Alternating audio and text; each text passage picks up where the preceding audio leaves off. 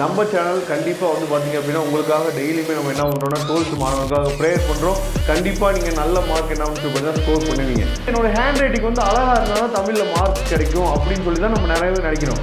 கண்ணுக்கு மையழகு, கவிதைக்கு முன்னுரை அழகு. சரி,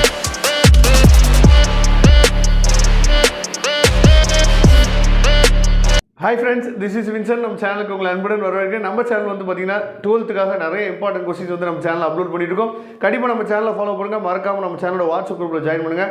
ஏன்னா வாட்ஸ்அப் குரூப்பில் ஜாயின் பண்ணிங்க அப்படின்னா நம்ம போடக்கூடிய மாடல் கொஸ்டின் பேப்பர்ஸ், அதுக்கப்புறம் வந்து பார்த்தீங்கன்னா இம்பார்ட்டன்ட் லிங்க்ஸ் இதெல்லாம் நம்ம என்ன பண்ணணும் வாட்ஸ்அப் குரூப்பில் ஷேர் பண்ணுவோம். அதனால் கண்டிப்பாக வாட்ஸ்அப் குரூப்பில் ஜாயின் பண்ணுங்கள். இந்த வீடியோக்குள்ளே நீங்கள் வந்திருக்கீங்க அப்படின்னா கண்டிப்பாக தமிழ் எக்ஸாமில் நல்ல மார்க் எடுக்கணும் அப்படிங்கிற ஒரு எண்ணத்தோடு இருப்பீங்க. உங்கள் எண்ணத்துக்கு ரொம்பவே வாழ்த்துக்கள். நம்ம சேனல் கண்டிப்பாக வந்து பார்த்தீங்க அப்படின்னா உங்களுக்காக டெய்லியுமே நம்ம என்ன பண்ணுறோம்னா 12th மாணவர்களுக்காக ப்ரேயர் பண்ணுறோம். கண்டிப்பாக நீங்கள் நல்ல மார்க் என்ன பார்த்தீங்கன்னா ஸ்கோர் பண்ணுவீங்க. ஓகே ஃப்ரெண்ட்ஸ், அதாவது நிறைய பேர்த்துக்கு என்ன ஒரு எண்ணம் அப்படின்னா, நான் தமிழில் நான் மார்க் எடுக்கணும் அப்படின்னா நான் வந்து என்னோடய ஹேண்ட் ரைட்டிங் வந்து அழகாக இருந்தால் தான் தமிழில் மார்க் கிடைக்கும் அப்படின்னு சொல்லி தான் நம்ம நிறையவே நினைக்கிறோம். நோ, அப்படி கிடையவே கிடையாது. மார்க் வந்து எப்படி வரும் அப்படின்னு சொல்லி பார்த்தீங்க அப்படின்னா, அதாவது நல்ல ஹேண்ட் ரைட்டிங் இருந்தும் நிறைய பேர் என்ன பண்ணுறேன்னு சொல்லி பார்த்தீங்கன்னா நல்ல மார்க் எடுக்கிறதில்ல. ஏன் அப்படிங்கிற கொஸ்டின் வந்து இது வரைக்கும் நீங்கள் கேட்டுக்கவே மாட்டீங்க. ஆனால் நம்ம என்ன நினச்சிக்கோம் அப்படின்னா, நம்ம மனசுக்குள்ளே ஃபுல்லாகவே தமிழ் எக்ஸாம் அப்படின்னா நல்ல ஹேண்ட் ரைட்டிங் இருக்கணும், அப்போ தான் நம்ம நல்ல மார்க் எடுக்க முடியும் அப்படின்னு சொல்லி நினைப்பீங்க. அது தவறு. அதனால் என்ன பண்ணுறோன்னு சொல்லி பார்த்தீங்க அப்படின்னா, இப்போ இந்த வீடியோவை நீங்கள் ஸ்கிப் பண்ணாமல் லாஸ்ட் வரைக்கும் நீங்கள் கேட்டிங்க அப்படின்னா நிறைய விஷயங்கள் நம்ம என்ன பண்ண போகிறோம்னா புதுமையான விஷயங்கள் உங்களுக்காக நம்ம சொல்லிக் கொடுக்க போகிறோம். சரியா?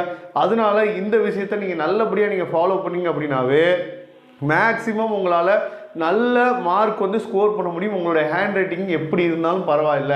அப்போ எப்பயுமே தமிழ் எக்ஸாம் பொறுத்த வரைக்கும் நம்ம என்ன பண்ணோம் அப்படின்னு சொல்லி பார்த்தீங்க அப்படின்னா டிஃப்ரெண்ட்டாக நம்ம கொஞ்சம் ட்ரை பண்ணோம். அது என்ன சார் டிஃப்ரெண்ட்டாக ட்ரை பண்ணுறது அப்படின்னு சொல்லி நீங்கள் கேட்குறீங்களா? அதாவது டிஃப்ரெண்ட்டாக நம்ம ட்ரை பண்ணுறோம் அப்படிங்கிறதுக்காக தான் என்ன பண்ணோம்னா இந்த பேப்பர் ப்ரெசன்டேஷன் வீடியோவே உங்களுக்காக நம்ம கொடுத்துருக்கோம். கண்டிப்பாக இந்த வீடியோ உங்களுக்கு ரொம்பவே ஹெல்ப்ஃபுல்லாக இருக்கும்போது ஓகே. இப்போ ஃபர்ஸ்ட் ஆஃப் ஆல் நம்ம என்ன பண்ண போகிறோம்னு சொல்லி பார்த்தீங்கன்னா, அதாவது ஒன் வேர்ட்ஸ் தான் நம்ம என்ன பண்ண போகிறோம்னா ஃபஸ்ட்டு எப்படி ஒன் வேர்ட்ஸை வந்து நம்ம வந்து டிஃப்ரெண்ட்டாக எழுதுறது அப்படின்னு சொல்லி நம்ம பார்க்க போகிறோம். அதாவது ஒன் வேர்ட்ஸோட ரூல்ஸ் படி வந்து பார்த்தோம் அப்படின்னா நமக்கு வந்து இப்படிலாம் வந்து பப்ளிக் பேப்பர்னு வச்சுக்குவோம். சரியா? இதில் வந்து பார்த்தீங்க அப்படின்னா ஒரு மார்ஜின் வந்து அவங்க கொடுத்துருப்பாங்க. சரியா? நீங்கள் என்ன பண்ணலாம்னு சொல்லி பார்த்தீங்கன்னா மேலே ஒரு கோடு போட்டு இந்த மாதிரி என்ன பண்ணுங்க, ஒரு பாக்ஸ் மாதிரி போட்டு இந்த இடத்துல ஒரு மார்ஜின் போட்டுருங்க. சரியா? இதில் கொஸ்டின் நம்பர், இதில் வந்து ஆப்ஷன், இதில் வந்து பார்த்தீங்கன்னா ஆன்சர். சரியா? இது மூணுமே கரெக்டாக இருந்தால் மட்டும்தான் நமக்கு என்ன பண்ணுவாங்கன்னு சொல்லி பார்த்தீங்கன்னா ஃபுல் மார்க் வந்து நமக்கு கொடுப்பாங்க. சரியா? அதை நீங்கள் தெரிஞ்சுக்கணும். ஒரு மார்க் அப்போ தான் கிடைக்கும். ஏன்னா நிறைய பேர் என்ன நினச்சிக்கிறீங்கன்னா ஒரு ஆப்ஷன் வந்து ஒன்று எழுதிக்கலாம், ஆன்சர் ஒன்று எழுதிக்கலாம், ஏதாவது ஒன்று ரைட்டாக இருந்தாலும் நமக்கு மார்க் கிடைச்சிடும்ல அப்படின்னு சொல்லி நிறைய பேர் பண்ணுற ஆட்கள்லாம் இருக்கிறாங்க. சரியா? நீங்கள் அப்படி பண்ண மாட்டீங்க. சில பேர் பண்ணுற ஆட்கள் அப்படி இருக்காங்க. அப்படி பண்ணக்கூடாது. ரூல்ஸ் எல்லாம் மாற்றிட்டாங்க. கண்டிப்பாக கொஸ்டின் நம்பர் கரெக்டாக இருக்கணும். அதுக்கப்புறம் வந்து பார்த்தீங்க அப்படின்னா ஆப்ஷன் கரெக்டாக இருக்கணும், ஆன்சர் கரெக்டாக இருக்கணும். இது வந்து ஒன் வேர்டுக்குரியது. சரியா? அதுக்கப்புறம் எப்பயுமே வந்து பார்த்தீங்கன்னா இந்த பகுபதை உறுப்பிலக்கணம் வந்து கண்டிப்பாக நமக்கு கேட்டுருவாங்க. அந்த உறுப்பிலக்கணம் கண்டிப்பாக நமக்கு கேட்கும் போது இந்த இத்து விகுதி வர மாதிரி இல்லாட்டி இந்து விகுதி வர மாதிரி கண்டிப்பாக ஒரு வேர்டு வந்து நமக்கு என்ன பார்த்தா கேட்பாங்க. சரியா? அந்த உறுப்பிலக்கணத்தை நீங்கள் கண்டிப்பாக என்ன பண்ணுங்க பார்த்துங்க. சரியா? அந்த உறுப்பிலக்கணம் எப்படி எழுதணும் உங்களுக்கு நல்லாவே தெரியும். அதுக்கப்புறம் இப்போ தான் நம்ம முக்கியமான ஸ்டேஜுக்கு வரும். சிறுவினா, குருவினா, பெருவினா, இது எல்லாத்தையும் எப்படி வந்து நம்ம டிஃப்ரெண்டாக நம்ம ட்ரை பண்ணுறது அப்படிங்கிறத நம்ம பார்க்க போகிறோம். உதாரணத்துக்கு வந்து பார்த்தீங்க அப்படின்னா இப்போ குருவினா 2 மார்க் கொஸ்டின் எழுதுறீங்கன்னு வச்சுங்களேன். நிறைய பேர் என்ன பண்ணுறோன்னா நார்மலாக நம்ம என்ன பண்ணுறோம், கொஸ்டின் நம்பர் எழுதுகிறோம், ஒரு சப்ஹெட்டிங் போடுறோம். சரியா? அதுக்கு கீழே என்ன பண்ணுறோம், ஒரு 3 லைனோ 4 லைனோ எழுதுகிறோம். இல்லாட்டி என்ன பண்ணுறீங்க அப்படின்னா கொஸ்டின் நம்பர் போகிறீங்க. சரியா? சப்ஹெட்டிங் போகிறீங்க, point number 1, point number 2, point number 3 போகிறீங்க. இதுதான் நம்ம நார்மலாக பண்ணுறோம். ஆனால் நம்மளோட சப்ஸ்கிரைபர் எல்லாரும் என்ன ட்ரை பண்ணலாம் அப்படின்னு சொல்லி பார்த்தீங்க அப்படின்னா இதை வந்து நிறையா ஸ்டூடெண்ட்ஸ் வந்து என்ன பண்ணுறாங்கன்னா ஃபாலோ பண்ணுறாங்க. நீங்களும் என்ன, ஏன்னா தமிழ் எக்ஸாமுக்கு நம்ம நல்லாவே டைம் இருக்கும். சரியா? அதனால் நீங்கள் என்ன பண்ணலாம்னு சொல்லி பார்த்தீங்கன்னா இப்போ கொஸ்டின் நம்பர் போடுங்க, சப்ஹெட்டிங்கை போட்டுட்டு என்ன பண்ணலாம்னு சொல்லி பார்த்தீங்கன்னா சின்னதாக என்ன பண்ணுங்கள், அதாவது ஒரு 3 பாக்ஸில் என்ன பண்ணுங்கன்னு சொல்லி பார்த்தீங்கன்னா 3 பாக்ஸ் இந்த மாதிரி போட்டு நீங்கள் சொல்லக்கூடிய கான்செப்டை. சரியா? இப்போ நீங்கள் பாரதியாரை பற்றி நீங்கள் சொல்கிறீங்க அப்படின்னா பாரதியார் அவர் எந்த இடத்துல பிறந்தார், சரியா, அவர் எப்போ பிறந்தார் அப்படிங்கிறத மட்டும் இந்த இடத்துல நீங்கள் ஒரு பாக்ஸ் போட்டு இந்த மாதிரி காட்டிட்டு அதுக்கப்புறம் நீங்கள் பாயிண்ட் போட்டு என்ன பண்ணலாம், 3 பாயிண்ட் எழுதலாம், இல்லை இந்த மாதிரி பேராகிராஃபாக கூட எழுதலாம். எதுக்காக இதை சொல்ல வரேன் அப்படின்னா இதை நீங்கள் அதாவது பேப்பர் திருத்துறவங்களுக்கு என்னன்னு சொல்லி பார்த்தீங்கன்னா நீங்கள் யாருன்னு பேப்பர் திருத்துறவங்களுக்கு தெரியாது. நம்மளோட பேப்பர் தான் அவங்கள்ட்ட என்ன பண்ண போகிறோம்னா பேச போகுது. சரியா? அங்கே வந்து ஹேண்ட் ரைட்டிங்லாம் என்னன்னு சொல்லி பார்த்தீங்கன்னா முக்கியத்துவமே கிடையாது. அப்போ இந்த மாதிரி நம்ம ப்ரெசென்ட் பண்ணும்போது ஓகே பையன் நல்லா படிப்பான் போல் அப்படின்னு சொல்லி ஃபஸ்ட்டே நம்ம என்ன பண்ணுறோம்னா கொடுக்குறோம். இது வந்து என்னன்னா குருவினாவுக்கு. அதுக்கப்புறம் வந்து பார்த்தீங்க அப்படின்னா அதாவது சிறுவினான்னு நம்ம சொல்லும்போது 4 மார்க் கொஸ்டின்ஸ் வந்து என்ன பண்ணலாம்னு சொல்லி பார்த்தீங்கன்னா ஒரு சப்ஜெக்டிங் நீங்கள் போடுறீங்க, மைண்ட் மேப் போடலாம். சரியா? அதாவது இப்போ மைண்ட் மேப்புன்னு நம்ம சொல்லும் போது ஏதோ ஒரு வகைகள் அப்படின்னு சொல்லி கொடுத்துருக்காங்கன்னு சொல்லுவோம். இல்லாட்டி ஒரு ஆசிரியர் குறிப்பு நீங்கள் எழுதுங்க.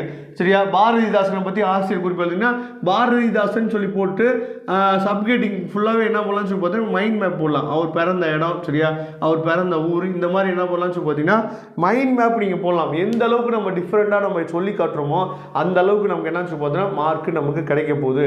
இப்போ தான் நம்ம முக்கியமான பார்ட்டுக்குள்ளே வரோம். சரியா?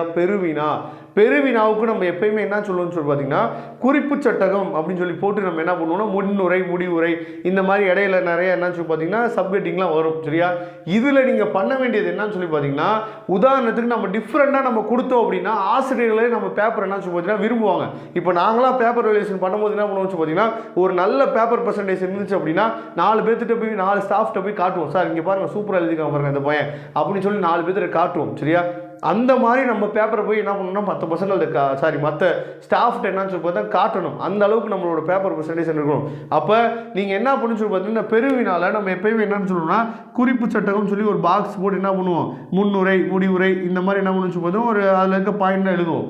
அதை எழுதிட்டு நீங்கள் என்ன பண்ணணும் அப்படின்னு சொல்லி பார்த்தீங்கன்னா முன்னுரை அப்படின்னு சொல்லி ஹெட்டிங் நீங்கள் கொடுத்துட்டீங்க வச்சுங்களேன். முன்னுரைக்கு உடனே பக்கத்தில் கீழே உடனே என்ன சொல்லுவோம் கொட்டேஷன் எழுதணும். என்னன்னா அதாவது கண்ணுக்கு மையழகு, கவிதைக்கு முன்னுரை அழகு. சரியா? இந்த மாதிரி என்னன்னு சொல்லி பார்த்தோம்னா ஒரு சூப்பரான கொட்டேஷன் கொடுக்கலாம்.